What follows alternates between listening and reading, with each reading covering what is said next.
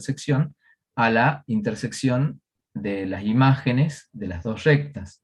Entonces esas dos rectas van a tener un punto en común también, con lo cual vamos a poder afirmar que las rectas son secantes. No pueden ser coincidentes porque si no, hubiera tomado puntos que estaban no alineados, tomando 3 puntos de entre las dos rectas, y llegando a una contradicción.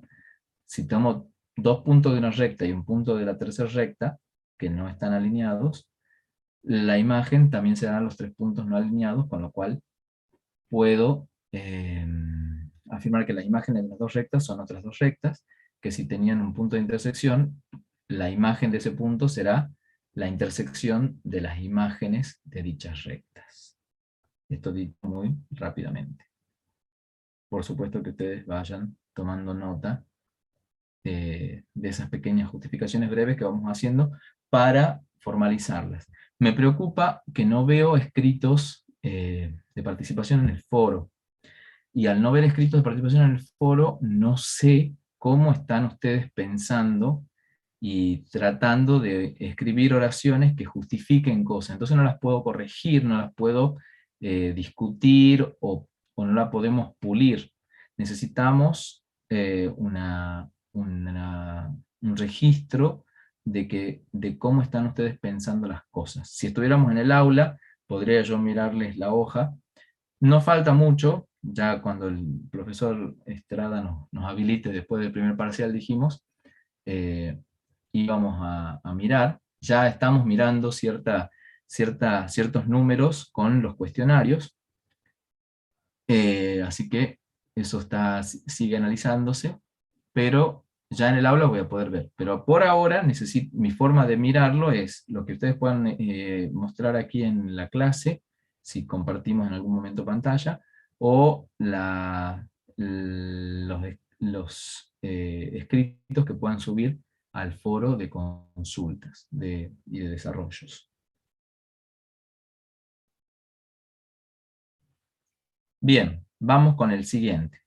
3. Preparen las reacciones, pero esperen a que diga ya. La composición de dos transformaciones rígidas inversas en un cierto plano pi resulta inversa en pi. ¿Sí? Vuelvo a leer. La composición de dos transformaciones rígidas inversas. O sea, tengo una transformación inversa y a esa le vuelvo a aplicar otra inversa en cierto plano pi. El resultado, dice, resulta ser una transformación inversa en pi. ¿Preparados? ¿Listos? Ya.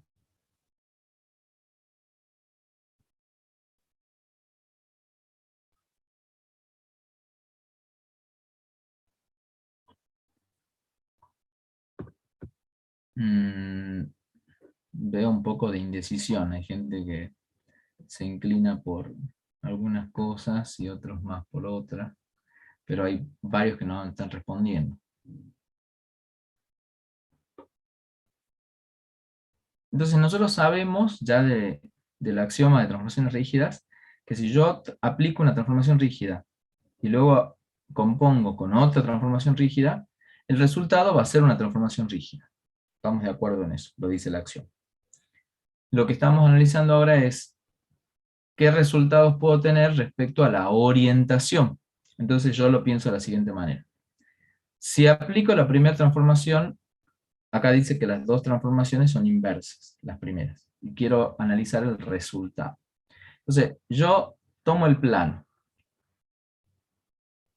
porque la orientación la vemos en el plano. La orientación del plano es lo que clasifica como inversa o directa una transformación. Entonces yo miro el plano. Cuando le aplico la primera transformación, cambia la orientación. Le aplico la segunda transformación, vuelve a cambiar la orientación. ¿Con qué orientación terminé?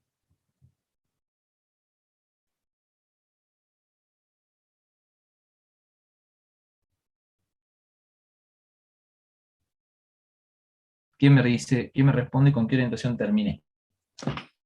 Mientras me responde, me voy a preparar.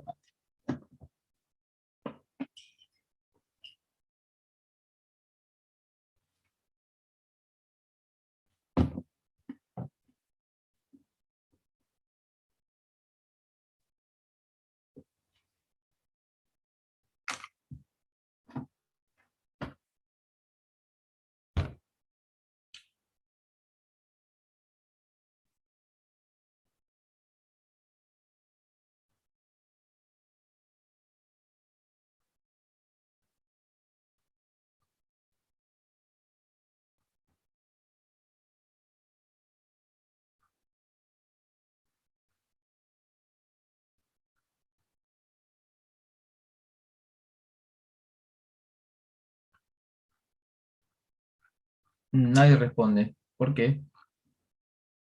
Si no responden, pregunten.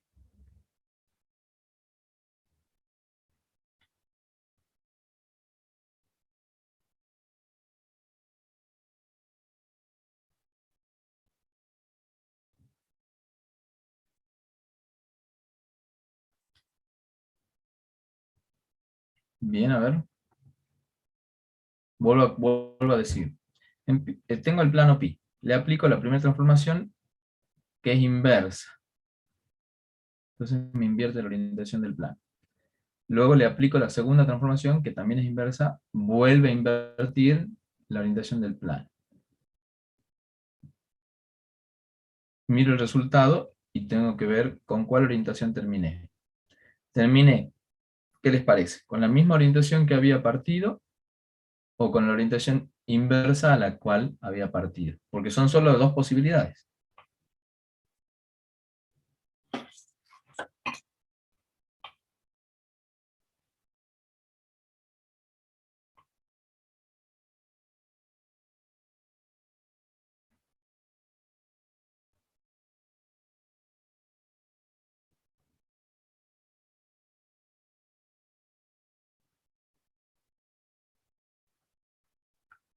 ¿Por qué diría inversa?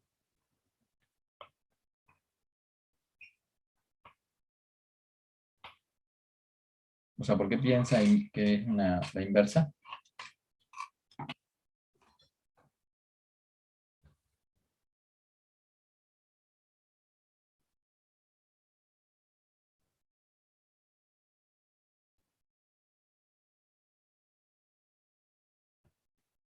Entonces, fíjense acá, lo voy a hacer con mi material de apoyo. Tengo acá mi planito. Y ahí en el chat también hay un poco de discusión. Algunos dicen, ahí están diciendo que termino con la misma. Entonces, ¿cuál de las dos respuestas será será la que nos haga, el argumento que nos deje más uniformes, unificados? Dijimos recién que invertirla es tomar el mismo plano, pero en lugar de tener este semiespacio, al invertirlo, o al tener que invertirlo, que significa dar vuelta al plano, la hoja de papel de cálculo es invertir el espacio. Entonces, invertiría de esta manera. Entonces, yo parto de esta orientación, donde lo blanco está en este semiespacio. Como la primera transformación me invierte la orientación del plano, se transforma en un plano, pero con la orientación invertida quiere decir que esos puntos de blanco van a estar en el semiespacio opuesto, ahí. Pero ahí dice que le vuelvo a aplicar una nueva transformación inversa, es decir, que esto que tengo ahora lo tengo que volver a invertir. ¿De qué manera terminé? ¿Con la orientación Claro. inicial o con la orientación cambiada?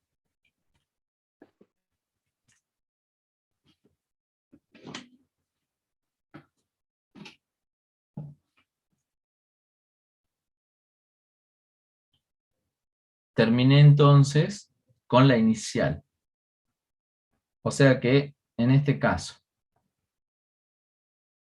porque yo puedo pensar eso, invierto y vuelvo a invertir, llego a lo mismo, porque son solo dos posibles, ¿sí? Es la antihoraria y la horaria. Entonces yo parto de la horaria, invierto, estoy en la antihoraria.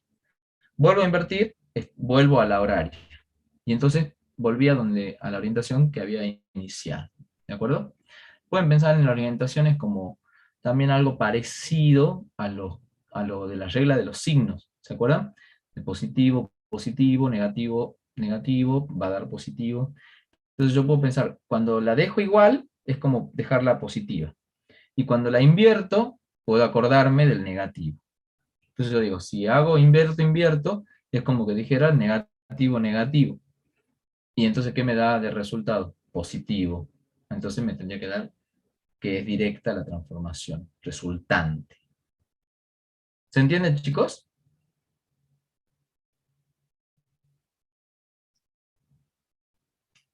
Ojo, que estoy con esto haciendo una comparación, pero no es correcto que ustedes digan o escriban como una justificación en algún cuestionario, etcétera, ne- es signo negativo, signo positivo, porque no le estamos dando un signo. Es solo para que pensemos apoyándonos en algo que ya conocíamos de antes, pero es para relacionar un poco esas ideas, ¿ok?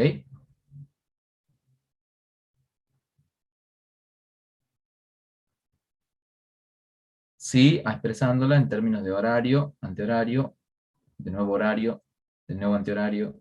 Entonces, fíjense qué pasa si yo compongo, díganme entonces. ¿Qué pasa si yo compongo una transformación directa con una transformación inversa? El resultado, ¿qué me da?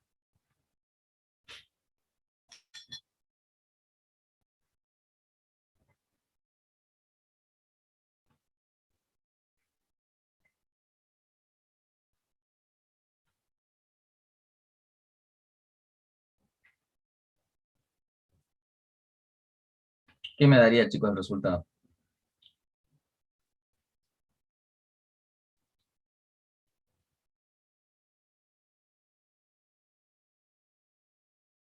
Si compongo una transformación directa con una inversa.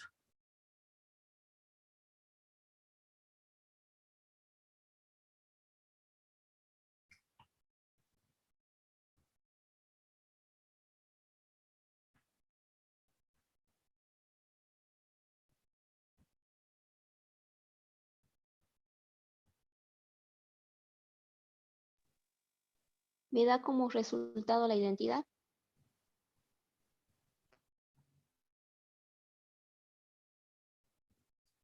No, no. Quizás pensó que era una transformación que es directa, es decir, que no cambia la orientación, no con su transformación inversa, sino con una transformación que es inversa en la orientación, ¿sí? Y eso es una confusión que puede ocurrir porque usamos la palabra inversa para estos dos conceptos, para una transformación o para la inversa de una transformación. Cuando yo digo la inversa de una transformación, es la que deshace lo que hace la transformación, ¿de acuerdo? Y es así, si yo compusiera la transformación con su inversa, me va a dar la identidad. Pero acá no estamos usando esa inversa en ese sentido del concepto. Estamos usando en relación a la orientación. La transformación es directa y la compongo con otra transformación, otra, diferente, pero que es inversa, es decir, que cambia la orientación. Entonces el resultado de componer esas dos me da un resultado que preservó la orientación o que la cambió.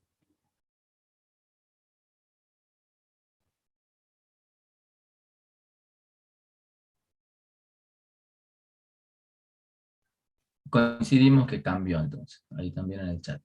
Entonces el resultado de esa composición me dio una transformación que es inversa respecto a la orientación.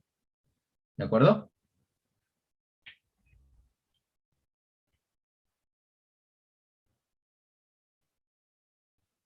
¿De acuerdo, chicos?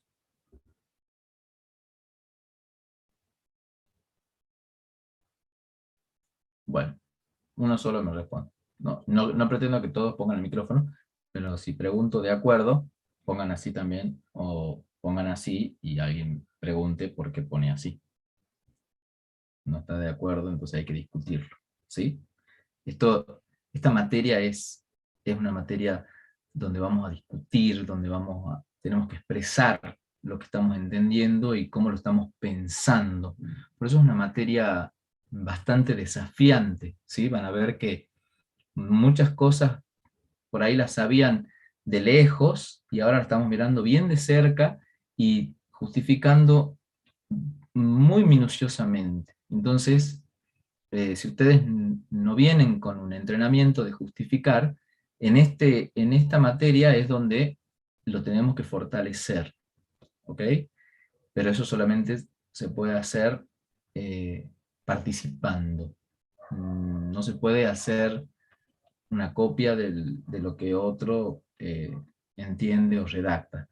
Es eh, un intercambio de lo que vamos entendiendo, y cuando ustedes lo expresen, yo los voy a poder orientar para ir puliéndolo a esa expresión, puliéndola a esa expresión. Bueno, el que sigue. Dos, atento con la redacción, ¿no? Dos conjuntos congruentes a un tercero son también congruentes.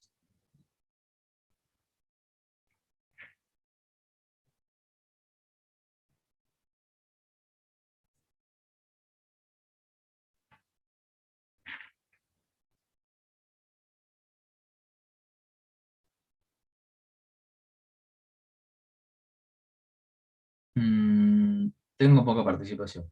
Necesito mirar más gente decidida. Voy a preguntar de nuevo. Atentos. Dos conjuntos congruentes a un tercero son también congruentes. ¿Listo ya?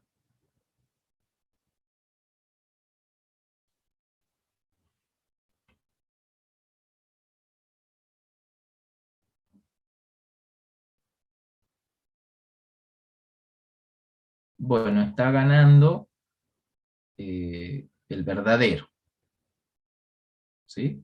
Ah, eso también iba a mencionar. Si estamos en una consigna donde hay que poner verdadero y falso, no olviden primero colocar su decisión, verdadero o falso. Porque algunos directamente empiezan a decir o empiezan a escribir algo y ponen esto es así por tal cosa y tal cosa. Pero así como, ¿qué querían decir? ¿Que era verdadero o que era falso? No se olviden denunciar, porque ya decidirlo puede sumar algo de puntaje, ¿sí? En los cuestionarios ya corregidos habrán ido viendo qué cosas sí les ha sumado y qué cosas no. Eh, Efectivamente ganaron los verdaderos, pero veamos por qué. ¿Qué quiere decir que dos conjuntos sean congruentes a un tercero? Yo tengo un conjunto A congruente a un conjunto B. Y tengo un conjunto H congruente también al conjunto B. Entonces, ¿qué significa que sean congruentes? ¿Qué significa que el conjunto A sea congruente al conjunto B? Esto en conjunto, para decirlo en general, para pensar en un ejemplito, podría decir, tengo un triángulo y miro otro triángulo que los observo a los dos y veo que coinciden todo en cuanto a tamaño y forma, entonces digo, son congruentes. Pero desde el concepto de que dos conjuntos sean congruentes, si yo observo esos dos triangulitos que digo, ah, esos dos triángulos son congruentes. ¿Qué quiere decir desde la definición de conjuntos congruentes? ¿Qué quiere decir? Que yo descubro dos triángulos congruentes. ¿Qué me dice?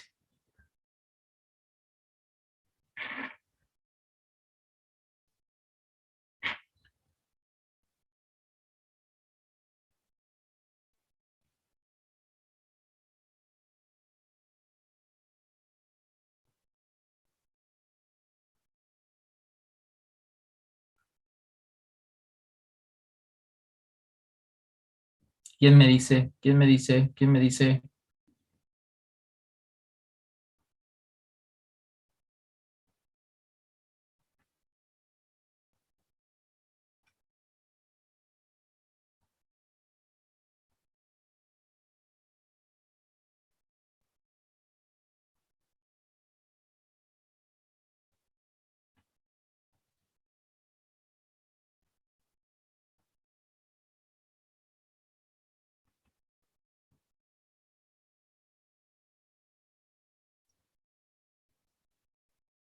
Nadie me dice nada.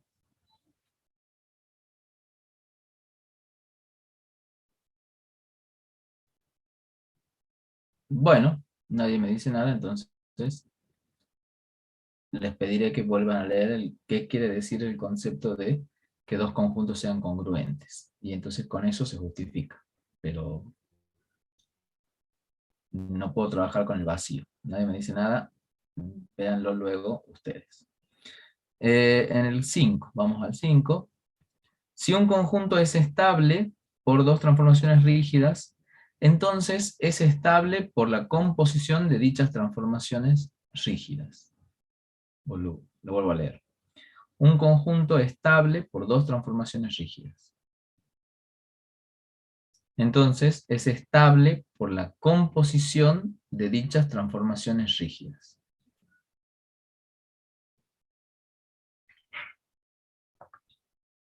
Entonces yo acá para pensar esto podría pensar en que hay una mu1 que lo deja estable, luego hay una mu2 que también lo deja estable. Cuando hago la composición, ¿quedará estable o no? ¿Preparados? ¿Listos? ¡Ya!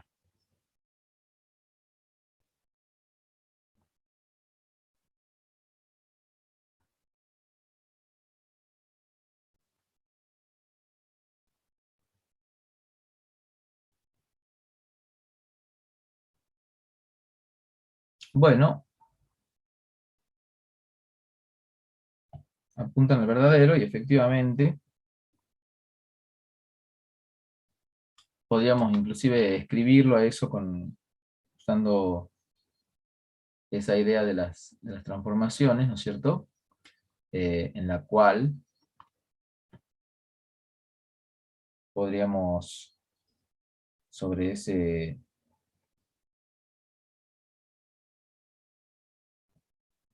esa transformación mu,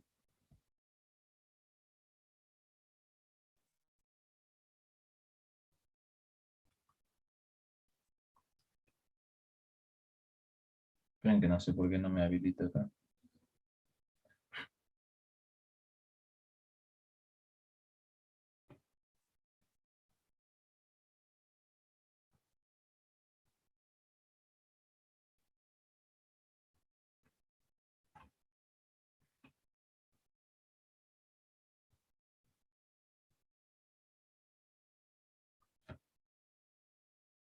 Podríamos decir, para este punto,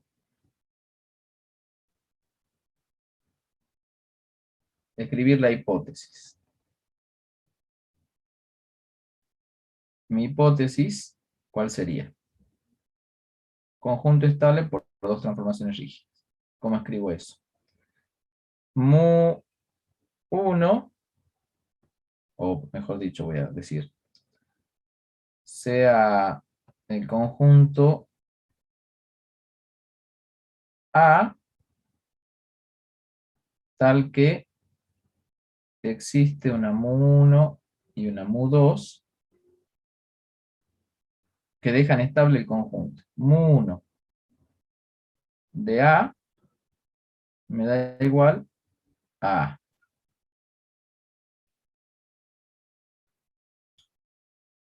Y mu2 de A me da igual también a A. Tesis. En la tesis tengo que ver qué pasa con la composición de las transformaciones. O sea, mu1, cerito, mu2 del conjunto A. Bueno, pero esto va a ser por expresión de la composición mu1, paréntesis, mu2, paréntesis del conjunto A,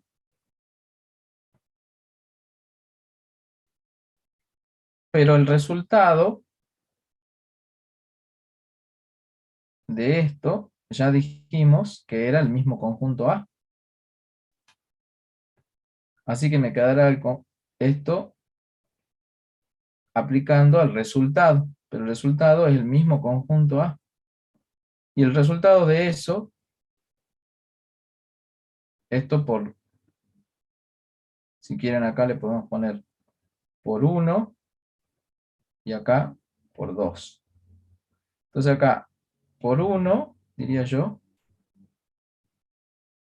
ah,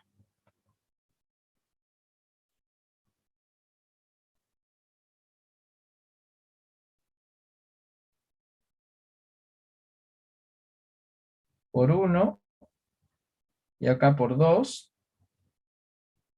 el resultado va a ser el mismo A. ¿Ya que llegué?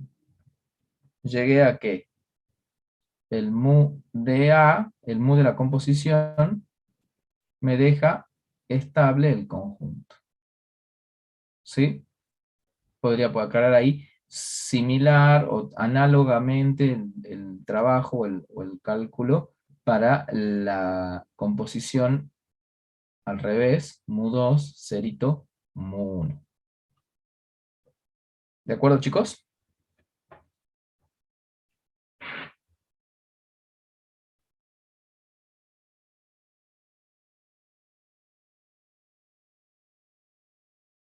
Bien, gracias a los que están poniendo la reacción, que me hacen pensar que están vivos detrás de la pantalla.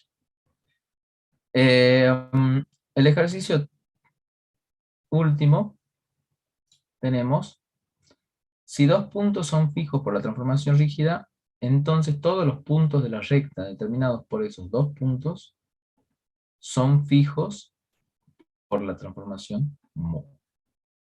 Vuelvo a leer.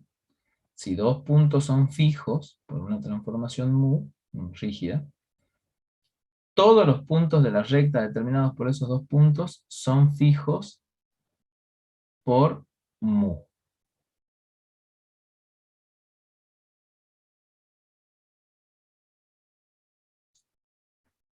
A la 1, a las 2 y a las 3. ¿Verdadero o falso?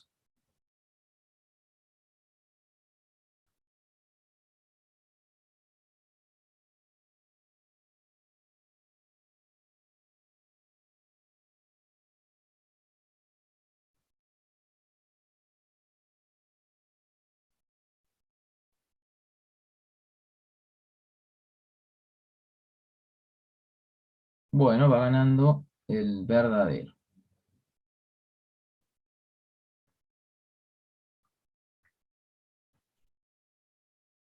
Y acá voy a mencionar algo que también pasó en la justificación del cuestionario.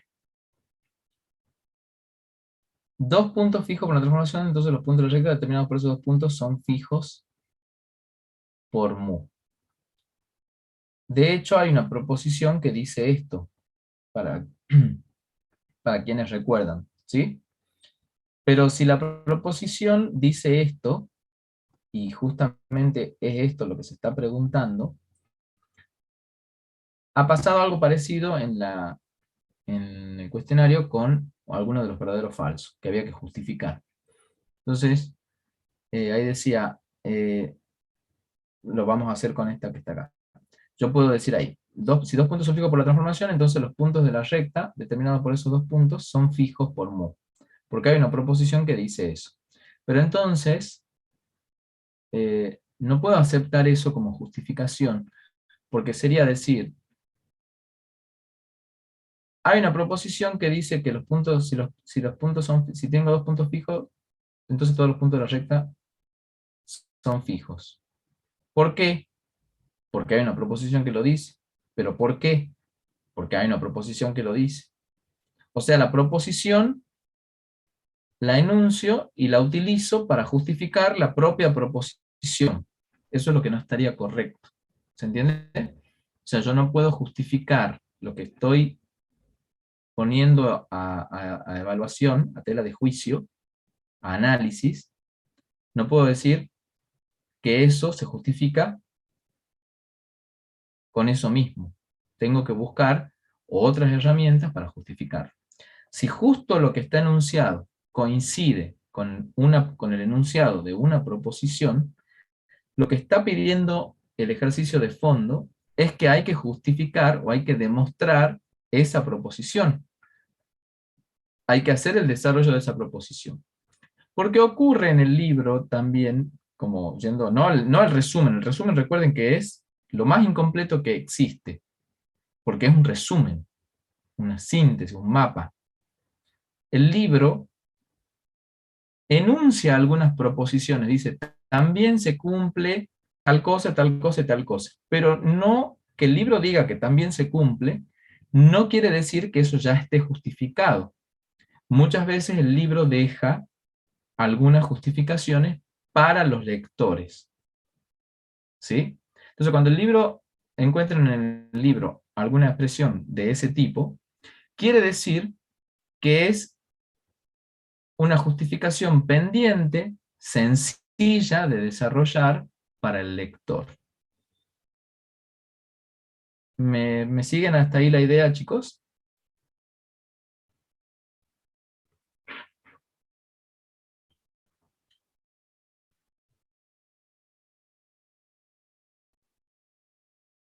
Entonces, en este caso, no puedo decir que ese enunciado se cumple por la proposición, porque la proposición dice exactamente lo mismo. Lo que tengo que hacer es mirar cuál es el desarrollo, la demostración de esa proposición, y lo puedo copiar acá, porque está demostrando justamente esto. Si no lo tengo al desarrollo o no la encuentro la proposición, para copiarla, tengo que pensar. Y pensar sería el objetivo, finalmente, de nuestra materia. Entonces acá yo tengo que pensar, a ver, si tengo dos puntos fijos, una transformación, esa sería mi hipótesis, ¿cómo hago para decir que toda la recta es fija? Bueno, digo, tengo un punto A y un punto B fijos. Quiere decir que mu de A es A y mu de B es B. Pero entonces, la recta que pasa por esos dos puntos, la recta R, incluye a los puntos A y B. Por propiedad de la transformación biyectiva, la imagen de la recta R tiene que incluir a la imagen de los puntos A y B. Ah, pero entonces, si la imagen de los puntos A y B son los mismos A y B, la imagen de la recta tiene que incluir al A y al B. Bueno, entonces ahí voy diciendo que la imagen de la recta tiene que ser la misma recta, porque hay una única recta que pasa por A y por B. Hasta ahí solamente digo que la imagen de la recta es la misma recta. Ahora, digo, si un punto de la recta no fuera fijo, se transformaría en otro punto de la misma recta. Entonces tomo un punto entre A y B. Y digo, bueno, si tomo un punto entre A y B, el punto X entre A y B se tendrá que transformar en otro punto de la misma recta. Imagino que sea un punto distinto al punto A y B. Perdón, un punto distinto al punto X. Entonces digo, X se transformará en un punto de la recta, porque hasta ahora tengo que la recta es estable. Pero si ese punto X no es fijo, se transformará en otro X que estará en la recta. Si estuviera X transformándose en un punto que no está entre A y B, ahí estaríamos en problemas porque no se cumpliría la relación estar entre, que se tiene que cumplir debido a que el enunciado dice la transformación mu es transformación rígida. Entonces, tiene que preservar la relación estar entre. Así que el punto X no se puede transformar en otro punto que no esté entre A y B. Pero más aún, ahí sabemos que pueden haber otros puntos entre A y B, además del X. Si se transformara en otro de esos puntos, yo tendría una contradicción con el segmento, por ejemplo, del extremo A, X. El segmento del extremo A, X, se tiene que transformar en otro segmento congruente con él. Entonces, como el punto A se transforma en el punto A, por mu, el extremo tiene que ser un extremo tal que me dé un segmento congruente y que esté entre A y B.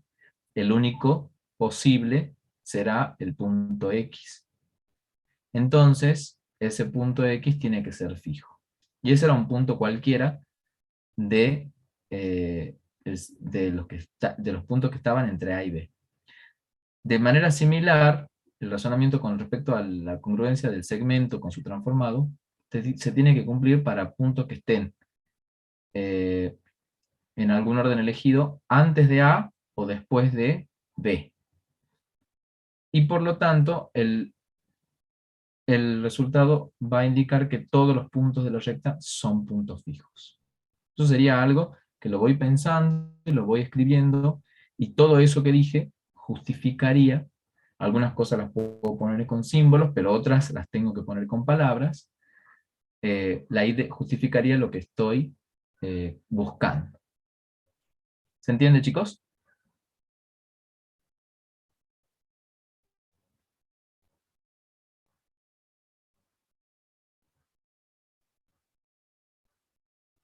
Sí, profe. Bueno. Tenemos que ir ahora al práctico nuevo. Voy a borrar acá. Para algunos conceptos básicos, ¿sí?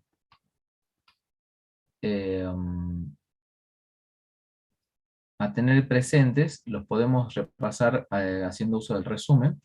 Tenemos la introducción, bueno, y algunas definiciones que van a ser útiles. Punto medio de un segmento. Tenemos que saber cuál es el punto medio de un segmento. Un punto interior al segmento que cumpla que MQ con MP, extremos del segmento, sean segmentos congruentes. Un ángulo recto. ¿Cuál es recto? Cuando es congruente con alguno de los ángulos adyacentes a él. También está, ojo, la definición de adyacente, que tenemos que tenerla clara para interpretar esta. Eso está en las primeras páginas de nuestro libro, en el primer capítulo. Rectas perpendiculares. Rectas perpendiculares sí incluyen los ángulos, los lados de un ángulo recto. Mediatriz de un segmento. Dado un segmento, una recta M es mediatriz, entonces ahí estamos diciendo que si digo mediatriz, automáticamente estoy hablando de una recta. ¿Cuál recta? La que es perpendicular a la recta que pasa por los extremos del segmento y que además tiene como intersección el punto M siendo punto medio del segmento PQ. Entonces cada vez que yo diga mediatriz, incluyo en esa palabra toda esta idea. Eso para todos los conceptos, ¿no? Es válido. Así que ya no vengan a querer adivinar conceptos que están claramente definidos cuando van a justificar una proposición. ¿Sí? Cosas como que encontré también en el cuestionario, ¿no? Sin decir el pecador. Pero cosas como, bueno, la recta tiene infinitos puntos. Y sí, porque no tiene ni principio ni fin la recta. ¿Qué es eso? ¿Dónde hemos hablado de principio de una recta, de fin de una recta, desde lo formal como definición? ¿Se entiende? Entonces, cada vez que aparece una definición, es como que automáticamente, no automáticamente, pero tenemos que hacer el esfuerzo de adoptar esa definición. Entonces yo les digo, vamos a trazar una mediatriz. Automáticamente ustedes saben que necesito primero un segmento para trazar la mediatriz, porque es la mediatriz de un segmento. Segundo, que tienen que trazar una recta, ni una semirrecta, ni un segmento abierto, ni otra cosa rara. Una recta que pase por el punto medio. Entonces tengo que trazar también el punto medio del segmento. ¿Sí? Y para eso hago uso del concepto del punto medio del segmento. O sea que todo se va enganchando. Bisectriz de un ángulo. Veo lo que es la bisectriz. Pie de la perpendicular. Veo lo que es el pie de la perpendicular. Y ahí vamos a trabajar entonces las dos simetrías que aparecen. La simetría central en un plano y la simetría axial en un plano. Miremoslas juntas porque va a ser útil mirar qué es lo que van a aparecer o en qué aspectos tenemos que prestar atención. Aparece simetría central, definición. Simetría axial, definición. Quiere decir que ambas tienen una definición. Como son transformaciones rígidas, ¿sí? Porque en la definición yo veo que empieza diciendo una transformación rígida sigma que hace toda esta cosa se llama simetría central. Y acá yo veo una transformación rígida sigma que hace esta otra cosa se llama simetría axial. Bueno, entonces tenemos para ambas una definición bien precisa. Y después aparecen, bueno, la cuestión de notación. Fíjense que la central se llama sigma O y un subíndice el punto O llamado centro de la simetría. Y en el caso del axial va a aparecer un sigma y debajo como subíndice, no sé si lo ven muy chiquito, a ver, voy a intentar agrandarlo.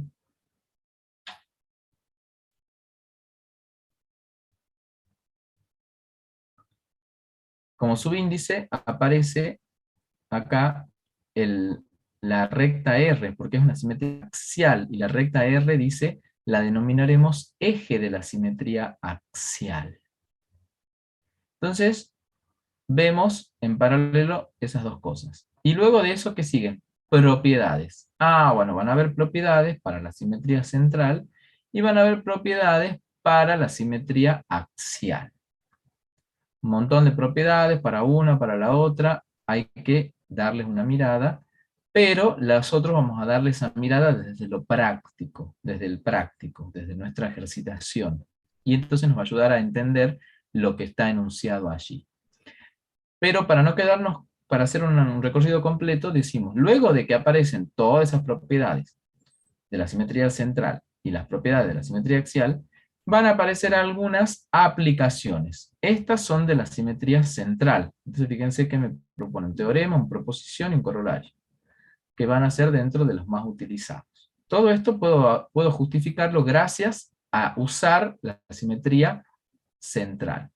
Y después vienen del axial y de sus propiedades, vienen también aplicaciones que van a involucrar la simetría central. Pero como vino después del axial, van a involucrar la simetría axial, aplicaciones del axial. Pero como el axial vino después de la central, puede ser que algunas de estas involucren la central y la axial, o solo la axial. Porque todo va sumándose, ¿ok? Y listo, eso es el tema 4 correspondiente al práctico 3. Tema 4. Simetría central y axial en el plano. Listo, ya hemos avanzado con el práctico, ya saben dónde están los contenidos del práctico 4. Del tema 4, práctico 3. Entonces, nos vamos al práctico, al bloque del tema 4, para mirar nuestro práctico 3. Y ojo que ahí está el foro para participar. Ahora voy a demandar ya más participación. Vi que también está la parte de consultas y ahí me di cuenta que no estaba escrito mi horario de consulta y el box. Pero recuerden que la consulta abarca la primera hora de 12 a 13, justamente mirando los foros donde ustedes pueden mostrar su escrito y lo puedo yo analizar. Y la segunda hora es presencial. Entonces tienen la oportunidad de dirigirse a la UNSA para hacer esa consulta. Ese es en el caso mío. En el caso de otros de los profes, están los enlaces de conexión. Y tanto a mi consulta como a la consulta de los otros profes pueden venir de cualquier comisión. No solamente ustedes pueden venir a la mía, pero no a las otras. Pueden asistir presencialmente a la mía, virtualmente a las que tienen el enlace de conexión, en el día y horario, por supuesto, ¿no? Bueno, eso como un recordatorio. Miremos el trabajo 3, dice, haz un resumen de los conceptos teóricos para el presente trabajo práctico. Bueno, podríamos hacer como una síntesis de lo que dice ya el resumen, porque ya hay un resumen, nosotros podríamos tomar algunas cosas. Bueno, hacer como, yo acá cambiaría y decir, bueno, en lugar de hacer un resumen que ya está hecho, yo diría, haz un cuadro eh, o un esquema donde puedan ustedes, por ejemplo, ir poniendo las diferencias. En las propiedades de las dos, acá pongo simetría central y pongo hay muchas propiedades. Bueno, ¿cuál me parece que están más importantes? Y del axial, ¿cuál me parece que están importantes? Entonces me hago un cuadrito, un esquema, le pongo flechitas, le pongo llave, le pongo circulitos, cosas que les lleven a ustedes a, a pensar una organización para esos conceptos. ¿De acuerdo? Entonces, a quien se atreva a mostrarme su esquema, será interesante mirarlo en el foro y podemos ver si ha remarcado todo lo que nos parece importante y si quiere compartir su idea de esquema con otros colegas, bueno, compañeros que van a ser futuros colegas, ¿no? Pero nosotros ya hicimos una mirada juntos, recién del resumen también. Sea el triángulo ABC en un plano pi, sea O el punto medio del BC, del lado BC, y se determinan las semirrectas y semiplanos convenientes para definir en ellos la simetría central de centro A en el plano pi, y utiliza transporte global para agregar la ilustración de la imagen del triángulo ABC explicando el procedimiento que realizas. ¿Cómo se realizaba el transporte global? Ahí explicar el procedimiento en lo que ya hicimos hace 2 clases atrás, que era tomar el papel calco, calcar la semirrecta inicial, original, el semiplano y la figura a transformar. Luego hacer coincidir, bueno, los pasos que dijimos para transporte global. Eso es lo que hay que hacer acá. Pero acá es de esta transformación, simetría central. Y ahí, en los resultados obtenidos, mirar las propiedades que se van aplicando al observar algunos objetos transformados mediante esta simetría central. Entonces, vamos a tomar esa indicación del práctico, ¿sí? Y esperen que acá que quiero graficar, quiero trabajar con esta cuestión. ¿Dónde está ahora? Tengan el práctico a mano. Yo voy a dejar de compartir ahora para poder compartir lo que vamos a mirar acá para que visualicemos el proceso de este ejercicio ayudados con el software. ¿De acuerdo? Lo mismo que dice el práctico lo podemos hacer a partir del software.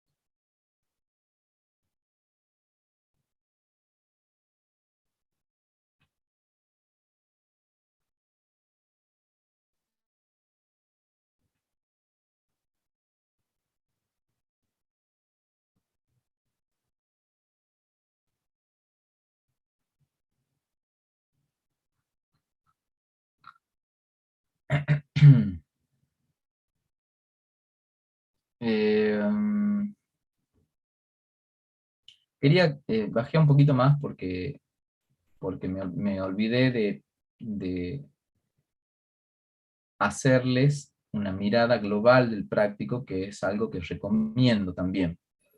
Entonces estaba haciendo un escaneo rápido, pero lo quiero hacer con ustedes. Miremos que el ejercicio 2 va a pedir algunas cosas, pero relacionadas a la simetría central. El ejercicio 3 va a pedir algo parecido, pero va a hablar de la simetría axial. Y luego va a venir el ejercicio 4, que ya no las va a tomar tanto por separado, sino hay que ver de qué se trata. Entonces fíjense que en este ejercicio hay que involucrar una simetría central de centro A, y luego dice una simetría central de centro B. Entonces yo acá percibo que este ejercicio va a trabajar cómo interactúan dos simetrías centrales. Y la interacción entre simetrías o entre transformaciones ya sabemos que es esta, la composición. Entonces el ejercicio 4 va a trabajar la composición de las simetrías centrales, que en diferentes características, ¿sí? Bueno, me voy al ejercicio 5 y veo con qué va a trabajar. Va a trabajar con un triangulito. Bueno, perfecto. Y va a haber una recta y un triangulito que cumple estas cosas, y de repente aparece sigma O y sigma R. Entonces estarán centrales y axiales. Ah, bien, el ejercicio 5 va a trabajar, ahora, recién vengo del 4, que era una central con otra central, ahora voy al 5, que es una central con una axial. Bueno, cómo interactúan, qué va a pasar, qué resultados puedo observar en general, e ir sacando mis propias conclusiones. El ejercicio 6, bueno, de nuevo otro triangulito, acá las construcciones iniciales, y fíjense de qué va a hablar. Bueno, lo que faltaba, ¿no? Cómo interactúa una simetría axial con otra simetría axial. Y después observar qué diferentes opciones o alternativas pueden ocurrir. Por último, llegamos ya a los ejercicios de la otra hoja, ejercicio 7, va a haber acá una sigma 1 y una sigma 2, no nos dice qué son, entonces habrá que averiguar, ¿son simetrías centrales? ¿Son axiales? ¿Cuándo? ¿Cómo las distingo? Eso vamos a pensar en el 7. En el ejercicio 8, ¿qué va a hacer? ¿Qué vamos a tener que hacer? Una pequeña justificación hasta acá, y salió desfasado el orden. Entonces una pequeña justificación mirando una relación entre la simetría axial y la simetría central. ¿Cuál será esa relación? Bueno, hay que descubrirla, o hay que verla, hay que pensarla. Ejercicio 9, hay que demostrar proposiciones. Bueno, ya aumentamos dos pequeñas justificaciones más, demostraciones de proposiciones sencillas. Hay que ver qué es lo que están pensando ustedes para poder justificar eso. Y por último, el ejercicio 10 de la verdad o falsedad de otras cosas. Nosotros ahora vamos a mirar a los primeros ejercicios con GeoGebra, y eso les va a dar a ustedes más seguridad, espero yo, para que resuelvan los ejercicios que se proponen para GeoGebra por parte de ustedes.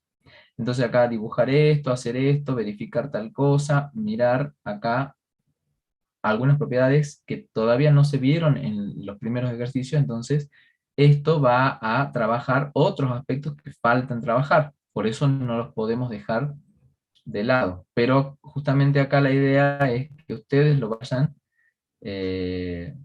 pintando y trabajando y analizando lo que ocurre en la situación que se plantea. Y siempre que aparece una consigna al final de tipo observa que esto ocurre, va a ser útil que ustedes en su observación en forma escrita, ¿sí? Lo observo tal cosa, y eso me lleva muchas veces a conclusiones, o a confirmar enunciados, a confirmar situaciones. Entonces, nos centremos aquí, vamos a mudar, a ver, esto, y vamos a ir a GeoGebra. GeoGebra inicialmente les va a mostrar los ejes, entonces,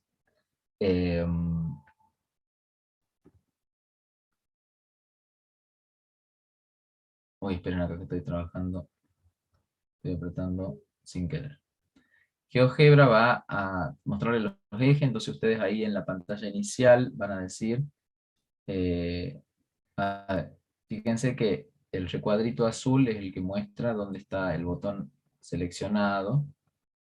Entonces yo voy a seleccionar el cursor, voy a venir a la vista gráfica y voy a decir, ¿están los ejes? Ahora no están, porque no trabajamos con ejes. En este lado va a ser la vista gráfica, entonces todos los dibujos van a aparecer en este sector, y en este lado van a aparecer las expresiones algebraicas que no nos interesan como expresión algebraica, nos interesa solamente para ver el objeto y ocultarlo o hacerlo aparecer dependiendo de lo que necesitamos mirar. Entonces, por lo pronto, haciendo uso de la consigna, ¿sí? Tenemos nosotros que dibujar o graficar. ¿Qué es lo que tenemos que graficar? Bueno, dice un triángulo ABC en un plano. Entonces voy a la opción de triángulo, le cambié yo el color acá, y pongo un triángulo ABC. El programita es muy práctico porque automáticamente nos pone algunos nombres. Nos pone los nombres de los puntos, y si aparecen segmentos, en este caso son los lados del triángulo, aparecen también nombres para los segmentos. Pero nosotros no solemos llamarles diferente a los segmentos. Llamamos al segmento este que nos llamó A, lo llamo directamente segmento BC. Entonces, como no me interesa esa letra, la voy a ocultar, ¿sí?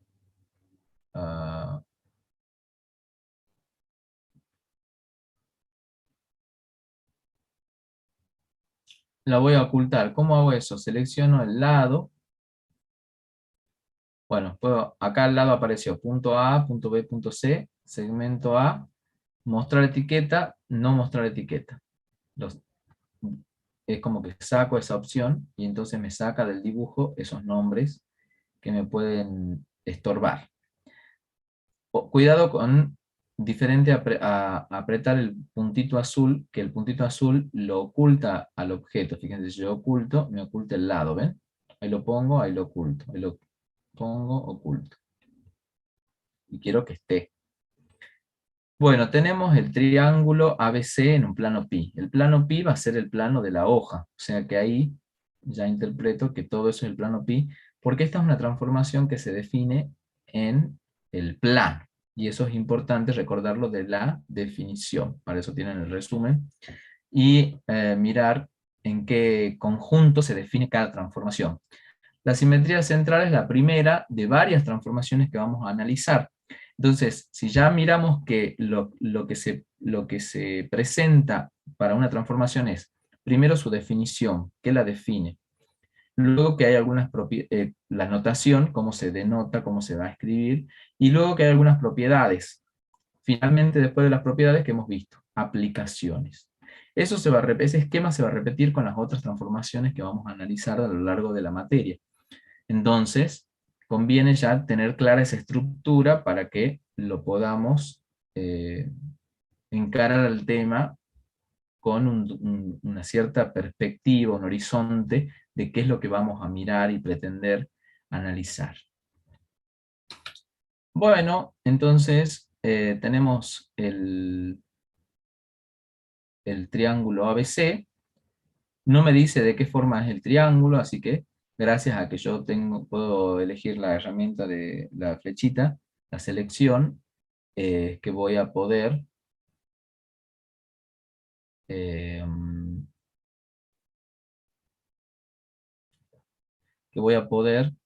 mover los puntos. Por eso es muy interesante trabajar el programa, porque puedo moverlos a los puntos, para acomodarlo al triángulo que más me guste en su forma.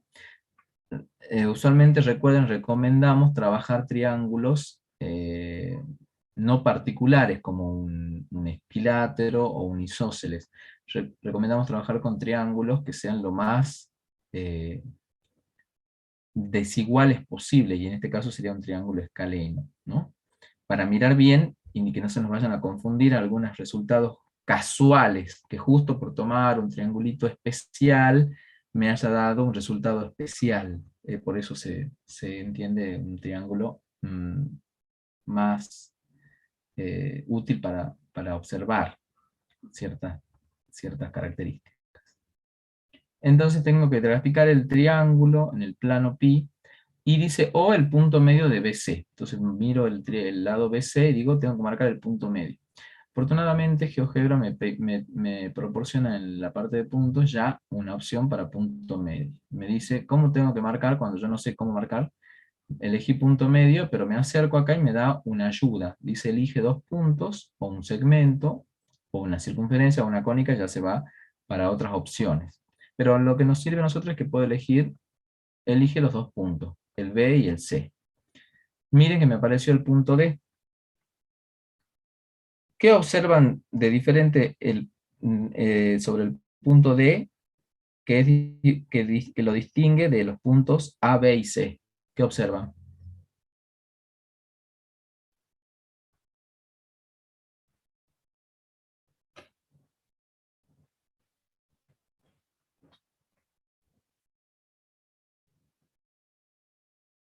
¿Qué observan de diferente?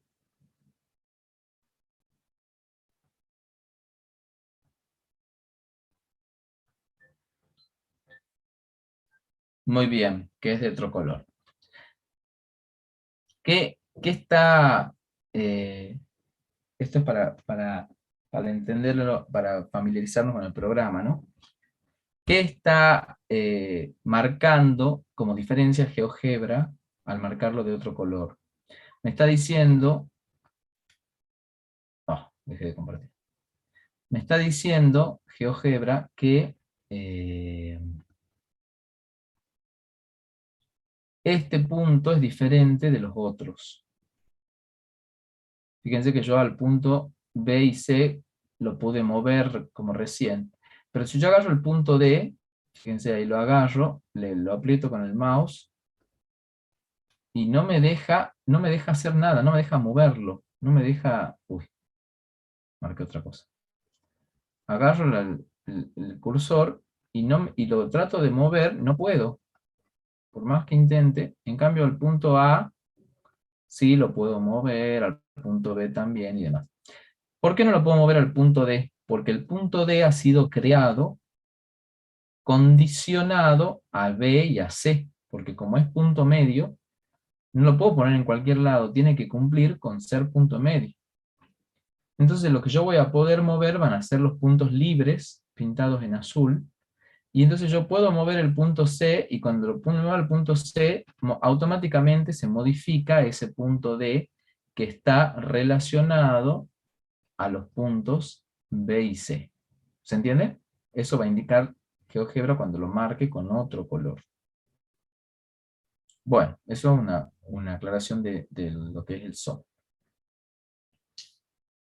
También me pide marcar el punto O, bueno, ya está. El punto O, el punto medio, yo lo marqué, me lo llamo D. Bueno, yo me puedo mirar ahí en nombres, con clic derecho o con las propiedades, puedo ir y renombrar. Le llama D, yo le voy a poner O. Entonces ahora ya le cambié el nombre. Eso, y lo puedo, fíjense, lo puedo poner donde más me agrade a mi dibujo. Listo, tengo el punto O, punto medio. Dice ahora, determina semirrectas y semiplanos convenientes para definir con ellos la simetría central de centro A, ¿no es cierto? La simetría central de centro A,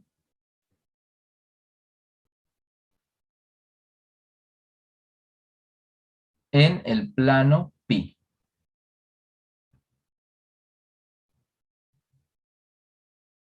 Entonces tengo que definir convenientemente semirrecta y semiplano para definir una simetría central de centro A.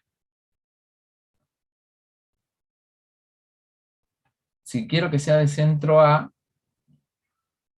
debo tratar de utilizar alguno de los otros objetos acá. Para definir una simetría central, y ahí tienen que estar ustedes con el apunte a la mano,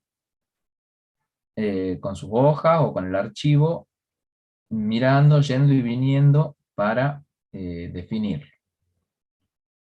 ¿Qué semirrecta puedo tomar para definir la simetría central?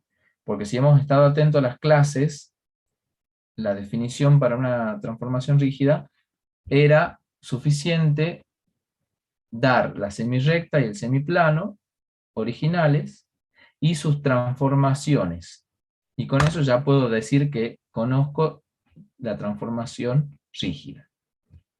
Para esta particular transformación rígida que se llama simetría axial, tengo que tomar una semirrecta especial Bueno, no especial, sino una, no cualquiera, sino una en particular, y saber cuál va a ser su imagen, y un semiplano, y saber cuál va a ser su imagen. Ahora ustedes me tienen que ir diciendo para que yo pueda ir marcando. ¿Qué semirrecta me aconsejan tomar?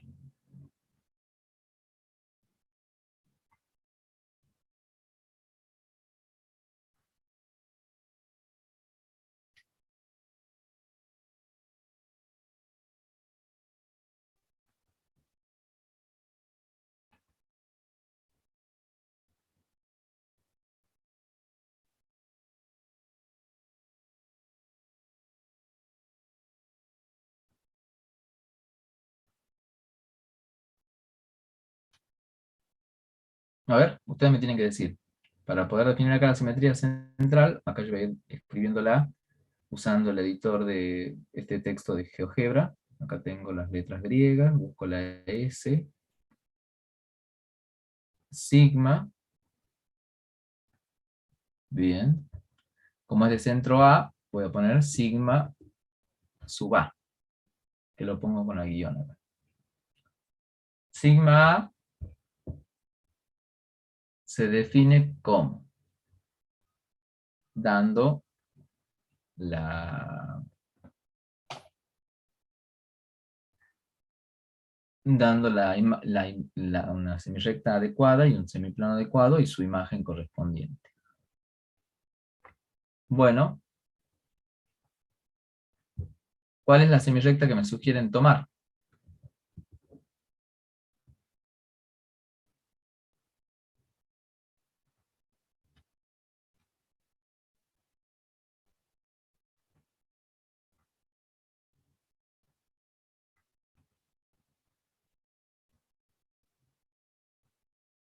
No hago nada si no me sugieren nada.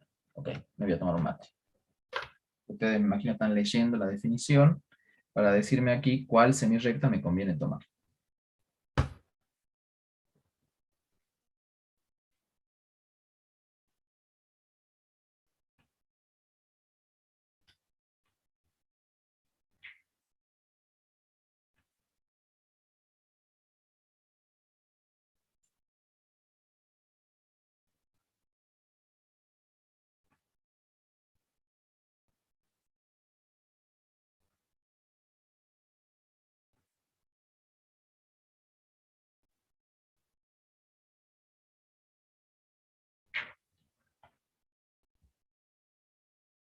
Veo, me dice ahí algún compañera, pero yo no recomiendo la semirrecta BO, porque de entre todas las semirrectas que existen en el plano, si yo sé que la simetría que quiero definir es la simetría de centro A, ¿cuál será o cómo afecta el que yo sepa que va a ser de centro A para elegir la semirrecta?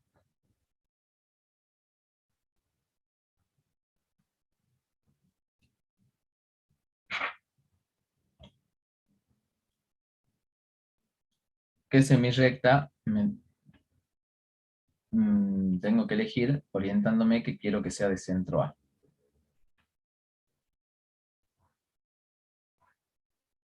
Tampoco recomiendo la BC porque es la misma que la BO. No la recomiendo porque no me están respondiendo a la pregunta. Si yo sé que tiene que ser de centro A, ¿cuál es la semirrecta que me conviene tomar? ¿Alguna que contenga el punto A? O sea, puede ser A, B o AC. Simplemente que lo contenga, o ¿qué más me quieren decir?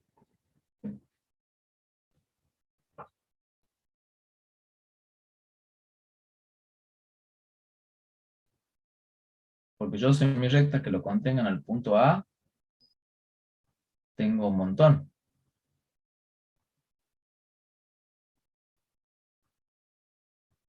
Mire esa, por ejemplo. Esa es una semirrecta que la contiene el punto A. ¿No? Y podría, como esa, tomar, miren, todas estas. Todas esas semirrectas lo contienen el punto A. No quiero solamente que lo contenga. ¿Qué quiero? Quiero que la semirrecta, no me sirve eso, sino que sea una que tenga, ¿por qué me dicen AC o AB? Porque quiero que sea una semirrecta que tenga origen en el punto A, porque es el centro de la simetría. Entonces me va a convenir elegir, bueno, cualquiera de las dos. Me pusieron en el chat AC, bueno, elijamos la semirrecta AC. Entonces voy a elegir la semirrecta, y la marco AC. Y le voy a poner un color para marcarla, digamos, para mostrar que es esa la semirrecta. Ahí está. Bueno, ¿cuál tiene que ser? Pongo acá que es la semirrecta AC. No tengo acá el simbolito, no me acuerdo cómo escribir el simbolito, así que voy a poner semirrecta AC. ¿Qué significa? Semirrecta con origen en A y que pasa por C. ¿De acuerdo? ¿Cuál tiene que ser el transformado de esa semirrecta?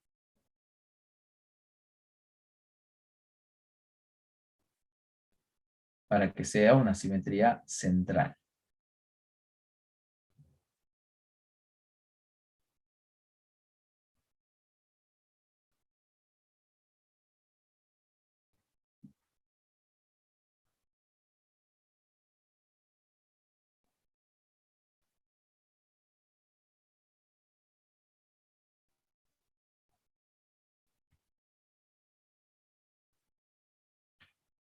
¿Cuál tiene que ser el transformado de esa semirrecta para que sea una simetría central?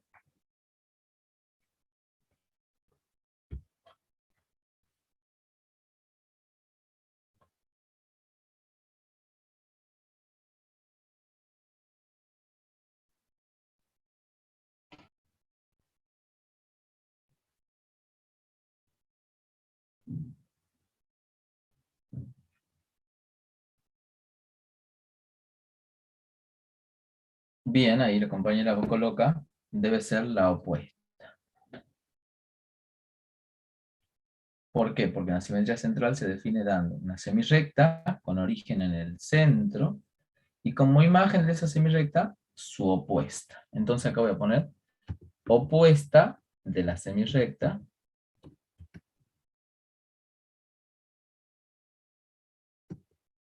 AC.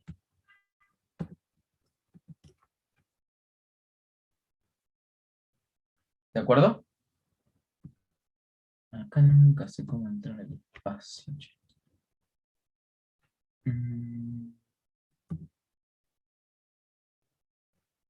¿Será con doble barra?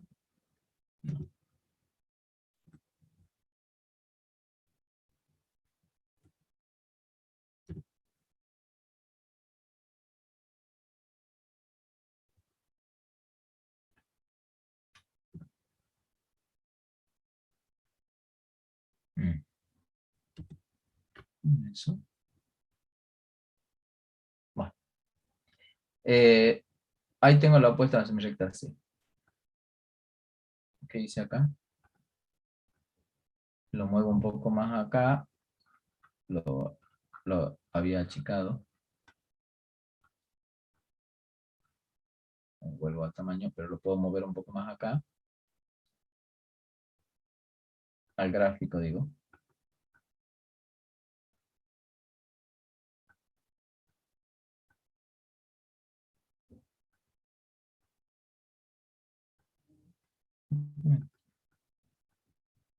Ahí. Y la opuesta la voy a pintar,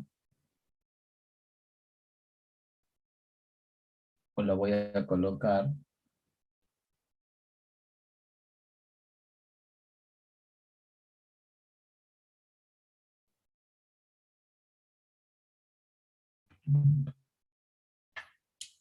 hacia este otro lado. Entonces la semirrecta opuesta va a ser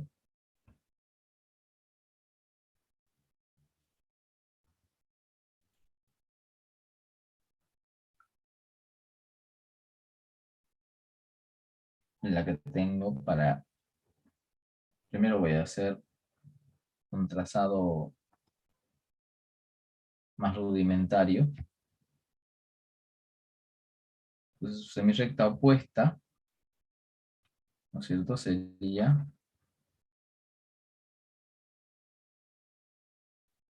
hacia acá.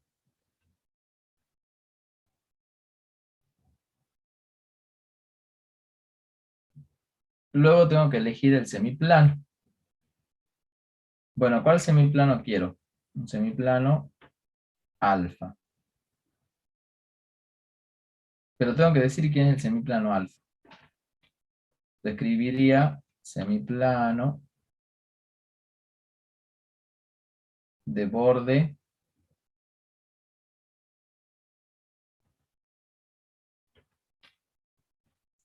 la recta AC. ¿Y cuál semiplano quieren que sea alfa?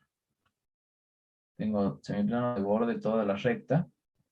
¿Cuál semiplano quiero que sea alfa? Elijan uno. ¿Cuál? El que contenga el punto B. Bueno, entonces digo semiplano de borde AC que contiene AB. Y entonces ahí ya queda definido. Entonces yo ya puedo decir que mi semiplano alfa es este. Ahora, la cuestión es escribir quién es el semiplano opuesto.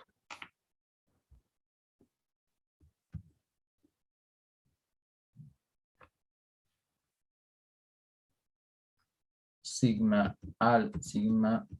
de alfa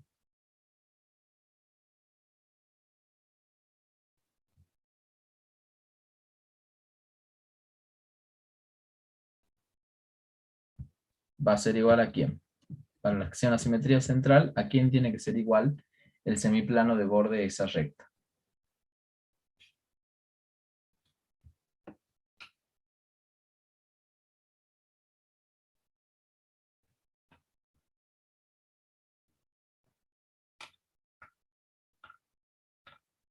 ¿A quién? Rápido, según la definición.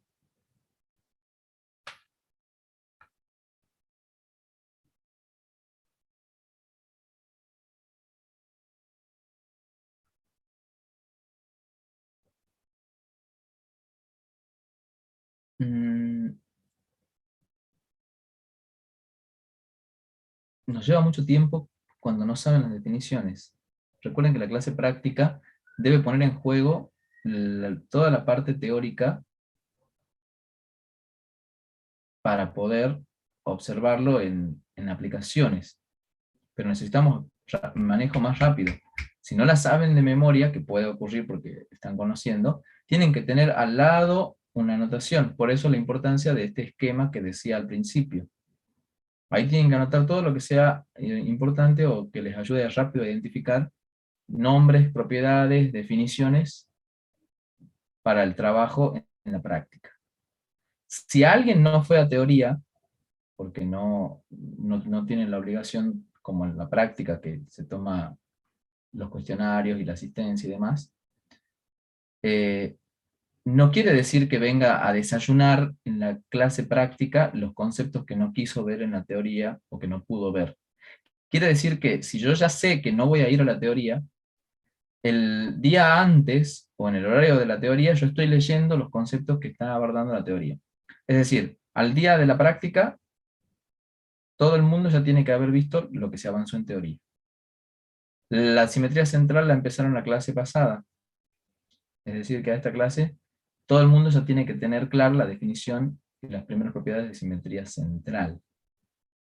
Si no las tienen claras, nos va a demorar el doble la clase, pero no tenemos la cantidad que nos encantaría dedicarnos a adivinar los conceptos en las clases. Para optimizar la clase necesitamos el manejo fluido de los conceptos.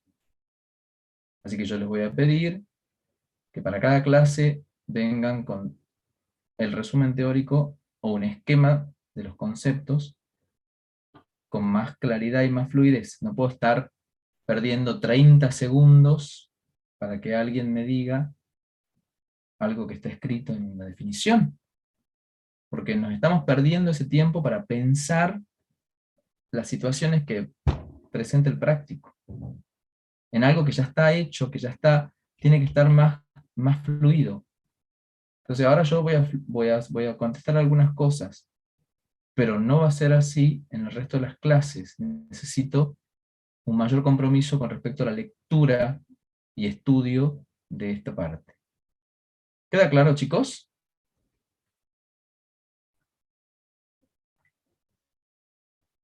Sí, profe. Bien, recordemos que no es una clase de adivinación. El que quiera adivinar, váyase a una facultad de ciencias mágicas y oscurantismo o misticismo. El que quiera venir acá, necesito estudio y mayor manejo. Entonces, para un semiplano, ya seleccionado alfa, la imagen tiene que ser su semiplano opuesto. Que tenga el mismo borde, entonces, por eso ya se entiende, el opuesto de alfa. Que en algunos casos le podemos llamar automáticamente alfa prima, pero tenemos que saber describir quién es el alfa prima, es el opuesto de alfa. Yo acá voy a escribir el opuesto de alfa. Entonces, tenemos ya la semirrecta y el semiplano que nos ayudan a caracterizar. ¿Sí? La simetría central, sigma A, será la simetría que a la semirrecta AC le hace corresponder la opuesta de la semirrecta AC, y que al semiplano alfa le hace corresponder el opuesto de alfa. Entonces ya voy a borrar acá esto, habiendo aclarado quién es el semiplano alfa, ¿sí? O si fuera necesario, lo podría aclarar desde el mismo texto, ¿sí? Edita. Puedo poner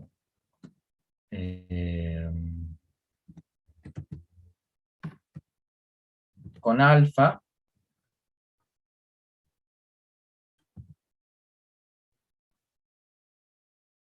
semiplano de borde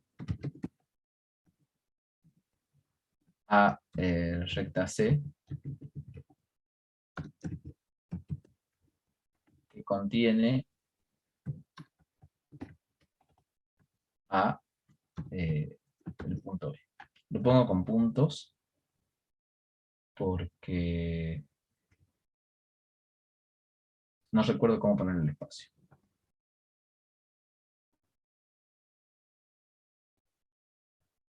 No, me quedo muy allá. Bueno, voy a aclararlo abajo.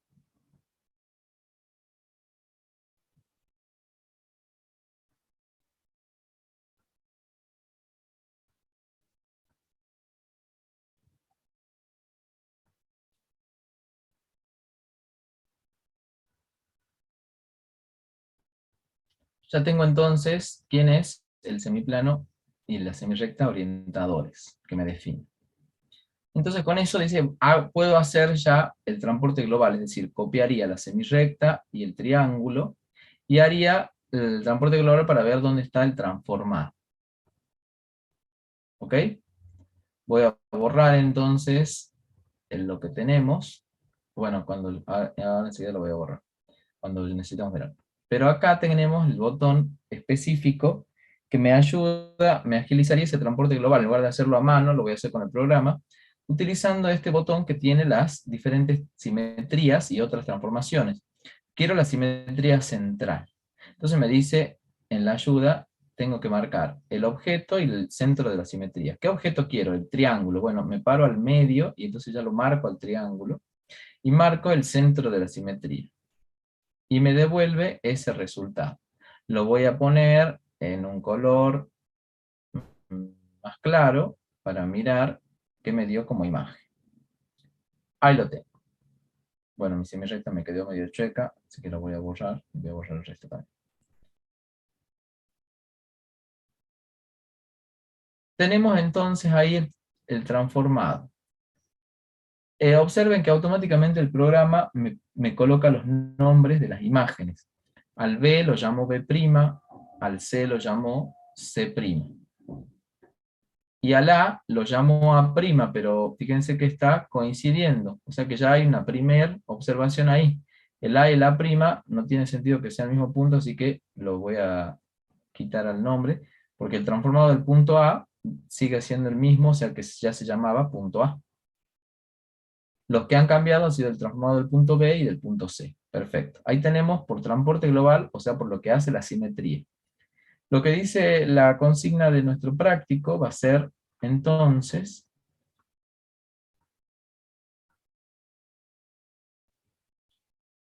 utilizar los resultados obtenidos de las propiedades de las transformaciones rígidas para ver e ilustrar las imágenes que siguen. Sigma de A, observo que es el mismo A, o sea que A es un punto fijo. Y esto me recuerda a esa propiedad que está enunciada, que la simetría central tiene el centro fijo. Luego viene sigma A del punto O. ¿Dónde está la imagen del punto O? Bueno, no me transformó la imagen porque yo en el transporte global me transformé el triángulo con los vértices, pero no transformé el punto O. Pero ya sabemos por las transformaciones rígidas que si O era punto medio del segmento BC, ¿a dónde se tiene que transformar el punto O?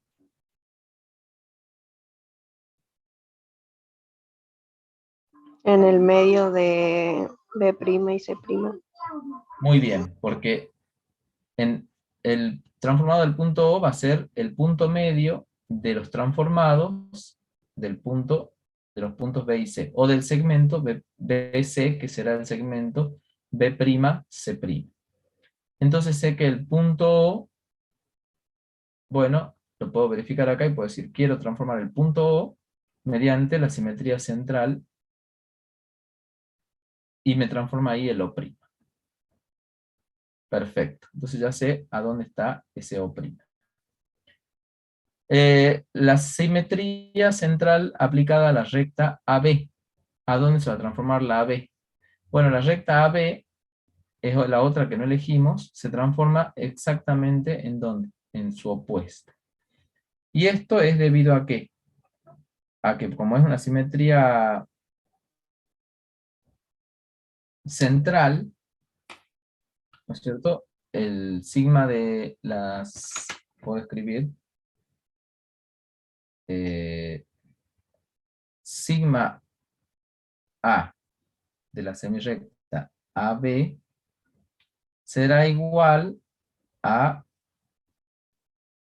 la semirrecta de los transformados.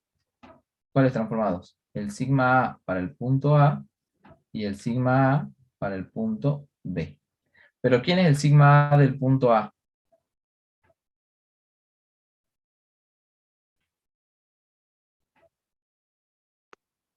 Exacto. El punto A.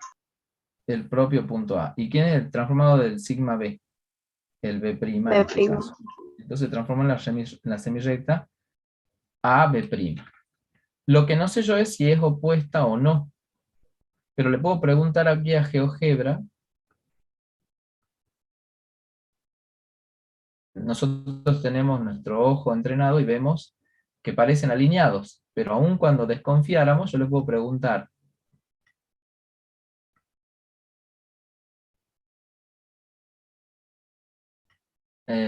¿cómo son los segmentos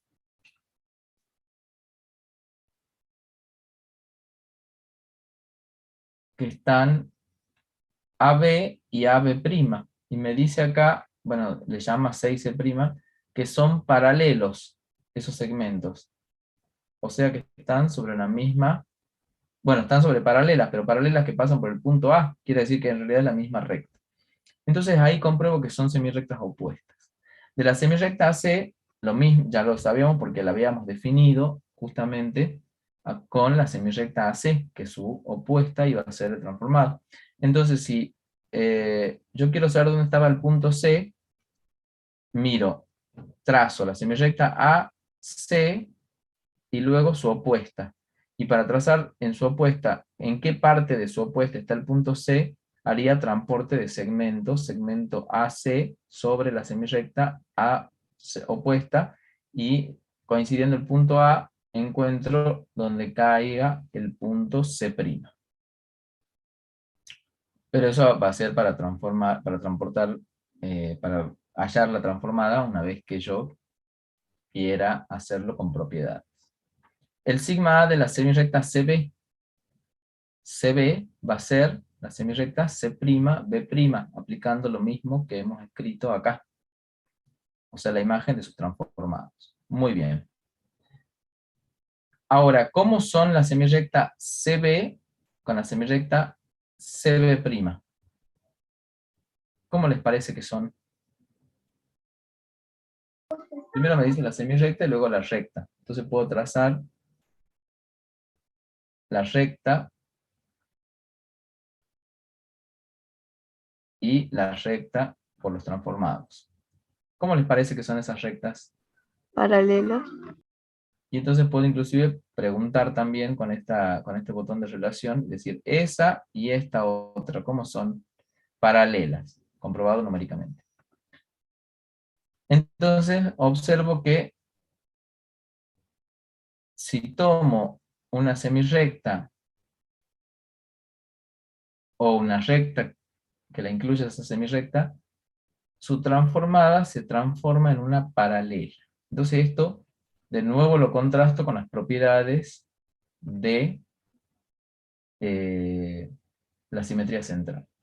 Esas eran las que me pedía el punto 3. El punto 4 dice, realiza verificaciones en el dibujo que mayormente se van a cumplir, salvo imprecisiones del gráfico.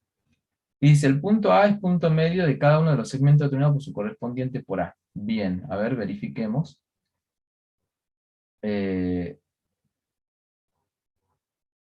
Si el segmento AC es congruente con el segmento AC' y están sobre la misma recta, quiere decir que el punto A es punto medio del punto C del segmento que tiene extremos. El punto C y su transformada. ¿Sí? Y yo puedo verificar efectivamente que este segmento y este segmento tiene igual longitud, dice acá.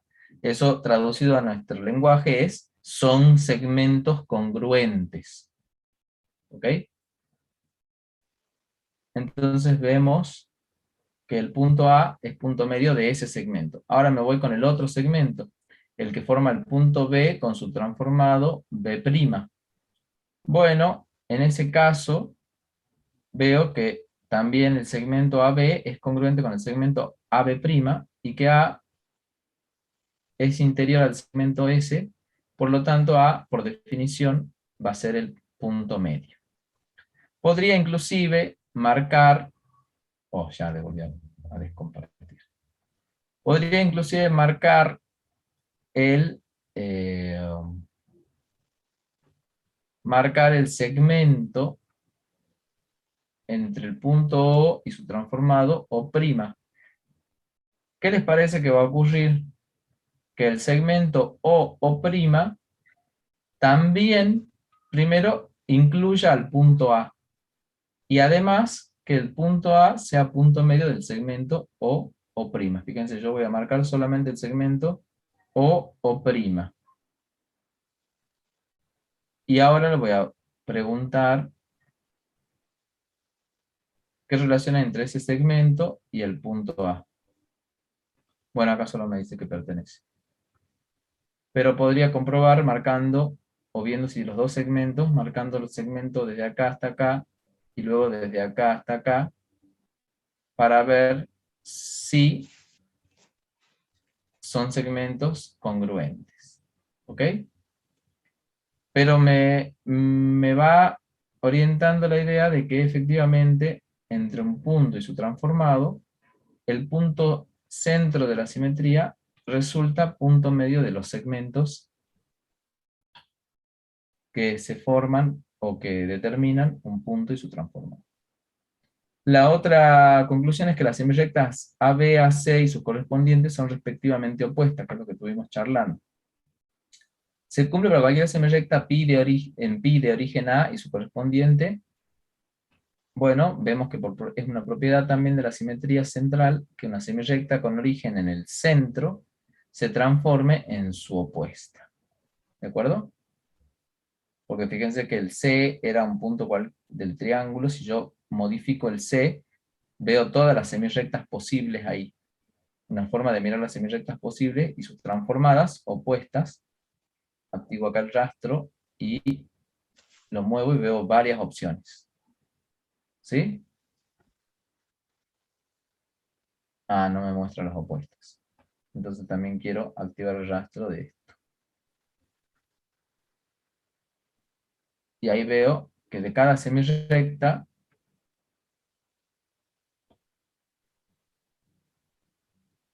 se transforma en su opuesta. Si yo pudiera mirar varias allí.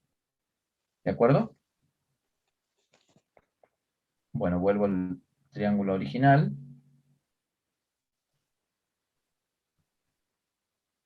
Era por acá, ¿no? Y le voy a desactivar el rastro. Y acá también. Ahora, cada una de las rectas determinadas por los vértices del triángulo y sus correspondientes por A son paralelas, es lo que analizamos mediante esta condición. Si la recta fuera, la semirrecta fuera, o la recta fuera la recta AC, ¿en quién se convirtió la recta? Porque dijimos, la semirrecta AC se convierte o se transforma en su opuesta. Pero como recta, la recta AC, ¿en quién se transforma la recta AC?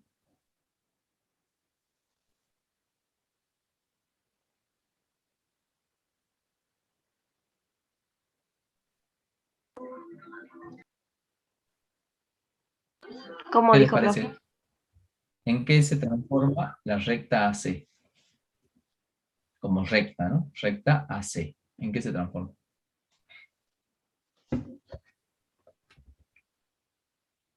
Muy bien. Como se va a su opuesta, y si yo pensara qué pasó con la rosa al transformarla, porque yo digo, la celeste vino a la rosa. Pero si yo miraba originalmente la rosa, tiene que haber venido a la celeste. Entonces la recta, como recta, es como que se hubiera mantenido sobre sí misma haciendo un pequeño movimiento. Pero el resultado final es que la recta, como recta total, sigue siendo la misma recta. Entonces acá encontramos un conjunto estable, primero. Y segundo, que si la recta se transforma en la misma recta, aunque los puntos han tenido un movimiento, quiere decir que la recta se transforma en una paralela, que es sí misma, porque sabemos que una recta es paralela a sí misma. Es en el caso de que la recta pasa por el punto A. Cuando no pasa por el punto A, como es el caso de la recta BC o CB, vemos que también se transforma en una paralela. Bueno, y finalmente el punto 5 dice, explica cómo utilizaría el transporte de segmentos o ángulos para agregar el transformado del triángulo.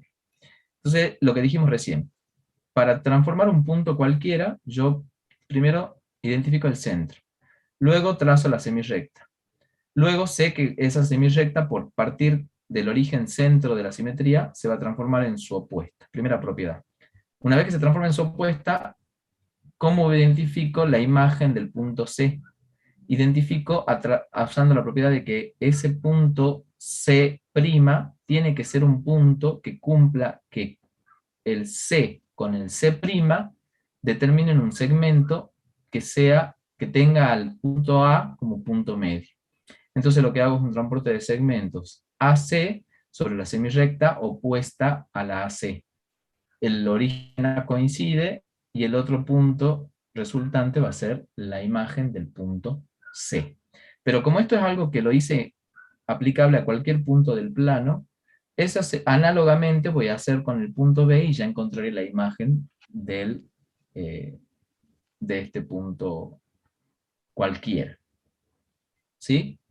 Entonces, fíjense ahí que son dos las propiedades que más involucré. Entonces, esas dos propiedades son infaltables en mi esquema, en mi síntesis de propiedades. Y ahí termina el ejercicio 2. Con esto también voy a terminar la clase. El ejercicio 3 es similar al ejercicio 2, pero ahora usando la otra transformación que es la de la simetría axial. ¿Sí? Fíjense que para la simetría axial, yo hago dice copiar la misma figura, entonces directamente puedo copiar la misma figura, pero me tengo que fijar que tiene que haber una recta para la simetría axial. La recta que me trabaja la simetría axial es la recta AC. O sea que yo acá tengo la recta AC, ya la tengo marcada, y puedo aplicar la simetría axial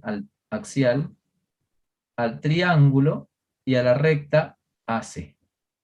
Fíjense, lo voy a pintar con otro color para dejarlo cerrado. A ver. Creo que este otro color es la imagen del triángulo por la simetría axial. Lo mismo que hemos analizado nosotros para el triángulo rosa con la central, deben ustedes analizar a ver qué ha cambiado, cómo se obtienen las imágenes y demás. Y con eso terminamos la clase de hoy. Les queda como tarea hacer el ejercicio 3 de manera similar a la que hicimos el ejercicio 2, y luego también quiero que planteen el ejercicio 4, que es el de trabajar la simetría central con otra simetría central. Y lo pueden hacer ayudados por el programita también.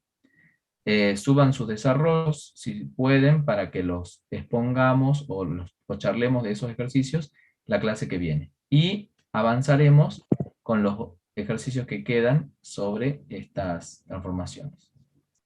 Con eso terminamos la clase de hoy.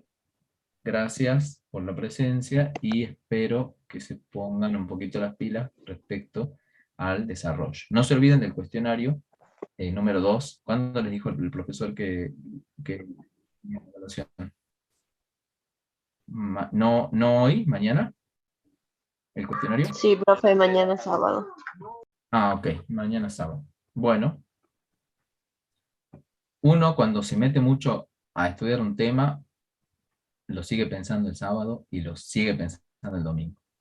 Aunque intente relajarse, yo me voy a dormir y se me cruzan rectas paralelas, simetrías en la cabeza.